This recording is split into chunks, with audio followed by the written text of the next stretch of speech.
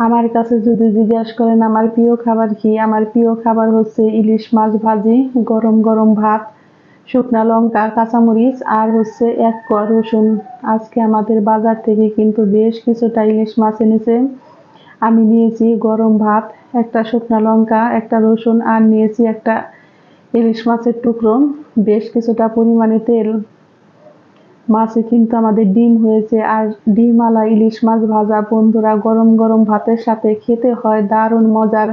কার কার ইলিশ মাছ ভাজি পছন্দ চলে আসো আমার বাড়িতে। আমি এখানে নিয়েছি 4 টুকরা ইলিশ মাছ।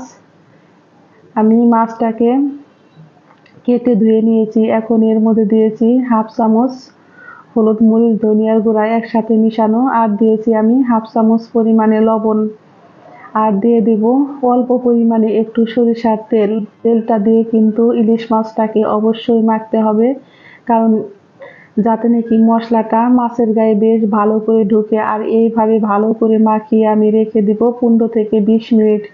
বন্ধুরা এইভাবে একবার ইলিশ মাছ ভেজে খেয়ে দেখুন, আর কিছু কিন্তু লাগে না।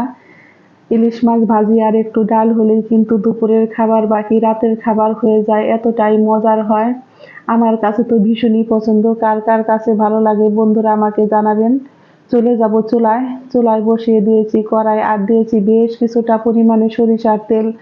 অবশ্যই ইলিশ মাছটাকে সরিষার তেল দিয়ে ভাজতে চেষ্টা করবেন, কারণ সরিষার তেল দিয়ে ইলিশ মাছ ভাজলে খেতে হয় অপূর্ব মজার। আর মাছ ভাজি দিয়েই কিন্তু ভাত খাওয়াটা হয়ে যায়, এতটাই মজার হয়।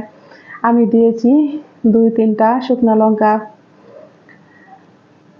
আমি এখন মাছটাকে কিন্তু বেশ কড়া করে ভেজে নিব। আর টাটকা তাজা ইলিশ মাছ খেতে তো অনেকই ভালো লাগে। আমাদের তো সম্ভব হয় না মাওয়া যাওয়া, কিন্তু মাওয়া যাওয়ার স্বাদ কি আর ঘরে বসে পেতে হলে এইভাবেই কিন্তু আমার মতো ইলিশ মাছ ভেজে খেতে পারেন।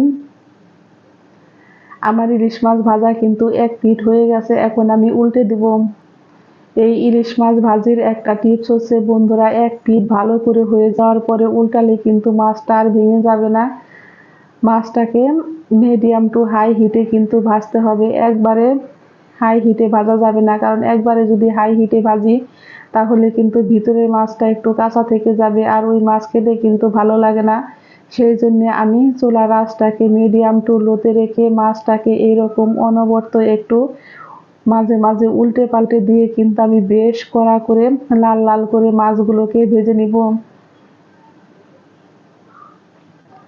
মাছগুলো কিন্তু আমার প্রায় ভাজা হয়ে গেছে। আমার এই মাছ ভাজা রেসিপি যদি ভালো লেগে থাকে বন্ধুরা, তাহলে একটা লাইক করবেন, কমেন্ট করবেন এবং যারা আমার নতুন বন্ধু আছেন তারা আমাকে একটা সাবস্ক্রাইব করতে ভুলবেন না। আমার নতুন এবং পুরাতন সকল বন্ধুদের জানাই আমি অসংখ্য অসংখ্য ধন্যবাদ।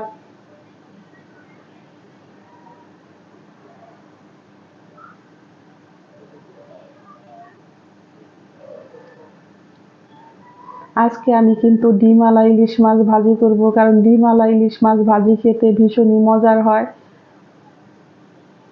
ঝটপট তৈরি হয়ে গেল আমার মাওয়া ঘাটের ইলিশ মাছ ভাজি। আর এইভাবে ভাজি করলে বন্ধুরা 1 প্লেট ভাত না 2 প্লেট ভাত অনায়াসে খেতে পারবেন, এতটাই মজার হয়।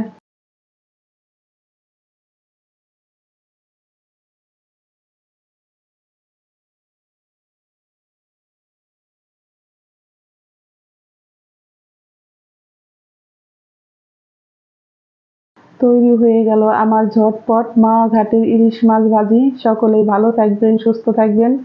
আমি আবারও ফিরবো নতুন নতুন কোনো রেসিপি নিয়ে। আমার সকল বন্ধুদের জানাই আমি অসংখ্য অসংখ্য ধন্যবাদ। আমি ঘরে বসেই কিন্তু ঝটপট তৈরি করে নিলাম মাওয়া ঘাটের ইলিশ মাছ ভাজি। আর বন্ধুরা মাওয়া ঘাটের ইলিশ মাছ ভাজি কিন্তু এইরকম ভাবেই করে, গরম গরম ভাত দিয়ে খেতে হয় অসাধারণ মজার। মাছের ডিম যদি হয় তাহলে তো আর কোনো কথাই নেই।